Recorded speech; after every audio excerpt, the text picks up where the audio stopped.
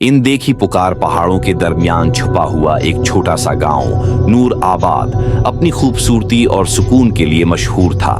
हाफिजा आयशा एक नौजवान लड़की अपने गहरे ईमान और कुरान से मोहब्बत की वजह से गांव में जानी जाती थी।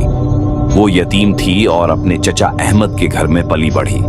इसका दिन कुरान पढ़ने और बच्चों को पढ़ाने में गुजरता था, लेकिन आयशा को अंदाजा नहीं था कि इसका ईमान बहुत जल्द आजमाइश में पड़ने वाला है।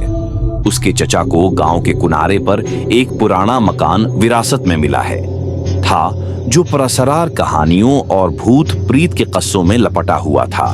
माली मुश्किलात की वजह से अहमद ने वो मकान खाली न छोड़ने का फैसला किया और खानदान वहां मुंतकिल हो गया।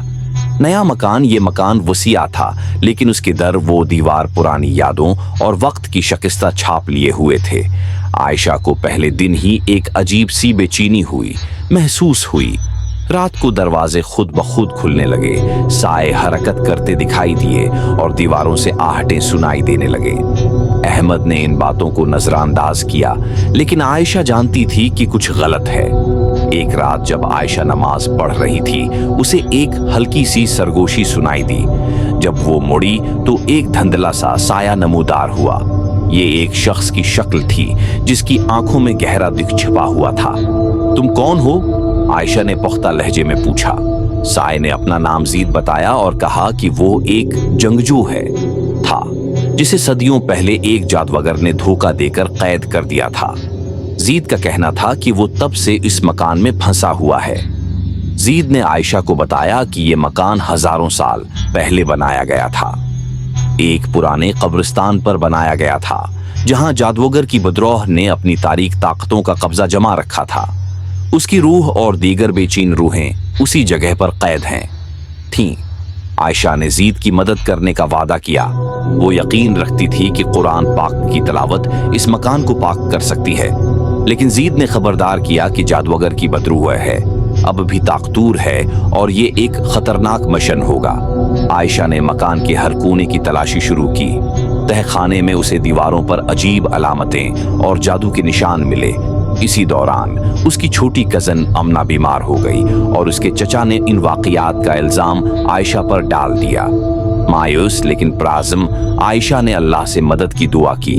जीद ने उसे मकान में एक खफिया जगह दिखाई, जहां एक कदीम मखतूता छुपा हुआ था।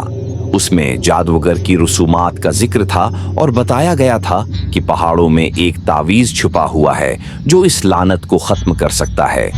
आयशा ने अपने बचपन के दोस्त हमजा को एतमाद में लिया, जो बहादुर और नेक दिल था। हमजा ने आयशा का साथ देने का वादा किया और वो दोनों लैली नामी एक आलमा के पास गए, जो कदीम इस्लामी मुतून की माहिर थी। तीनों पहाड़ों की तरफ रवाना हुए। रास्ते में उनका सामना जंगली जानवरों, सख्त मौसम और डाकुओं से हुआ। एक बुजुर्ग दरवीश ने उनसे मुलाकात की और खबरदार किया कि तावीज की हिफाजत के लिए रूहें पहरा दे रही हैं। जिस गार में तावीज है वो गार है जहां तावीज छुपा था। वो अंधेरों में लपटा हुआ था। अंदर दाखिल होते ही उन्हें ऐसे मनाजिर का सामना हुआ जो उनके दिलों में खौफ और शक पैदा करते थे, लेकिन आयशा की दुआ और ईमान ने उन्हें रास्ता दिखाया। गार के मरकज में उन्होंने तावीज पाया, लेकिन उसे निकालना एक जाल था।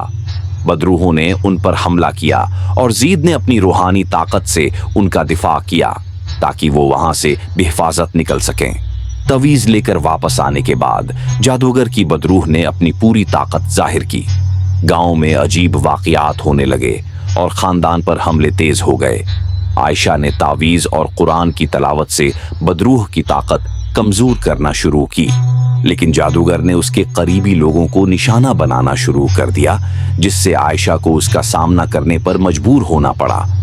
हतमी मार्के में जादूगर की बदरूह ने पूरे मकान को अपनी तारीकी से भर दिया। आयशा ने अपनी दुआ और ईमान को अपना हथियार बनाया, लेकिन बदरूह की ताकत बहुत ज्यादा थी।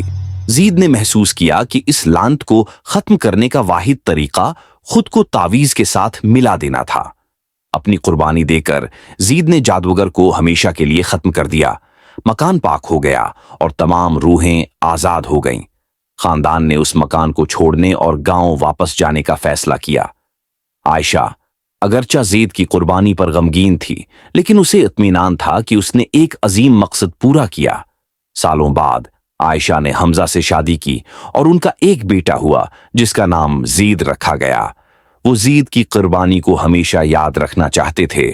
आयशा और ज़ीद की कहानी एक मिसाल बन गई कि ईमान और हिम्मत के जरिए हर तारीकी को शिकस्त दी जा सकती है।